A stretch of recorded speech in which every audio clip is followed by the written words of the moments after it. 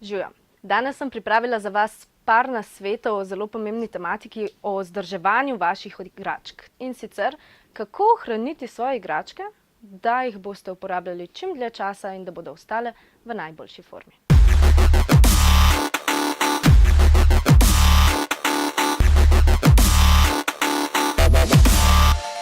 Nasvet številka 1. Čiščenje. Najbolj pomemben in nekako najbolj osnoven nasvet, ki vam ga bom dala, je, da čistite svoje igračke kar se da velikokrat pred uporabo in pa seveda po uporabi. In zato uporabljajte mila s čim manj dodanimi primesmi in dišavami, saj so lahko ta preveč agresivna.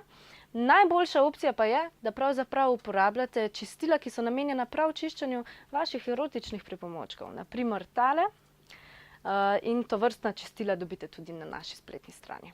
Nasvet številka 2. Bodite pozorni pri izbiri in uporabi lubrikanta skupaj s svojimi igračkami.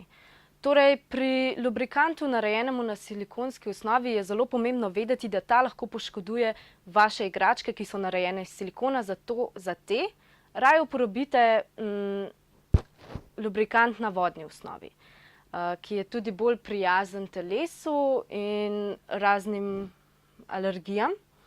Tistega silikonskega pa prihranite za igračke, ki so narejene iz plastike, stekla in tako dalje. Nasvet številka 3.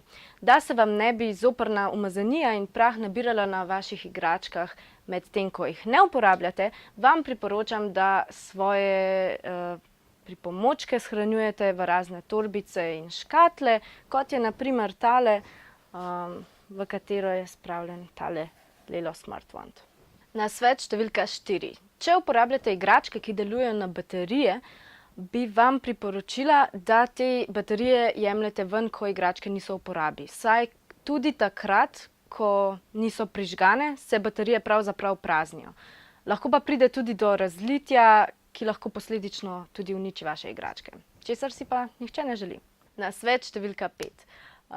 Priporočam vam, da redno pregledujete svoje igračke, kot je na primer ta, za razne razpoke in poškodbe, s katerimi bi lahko poškodovali tudi sami sebe na mestih, na katerih se ne želite poškodovati. To je za danes to, se vidimo naslednjič z novimi nasveti, z novimi izdelki.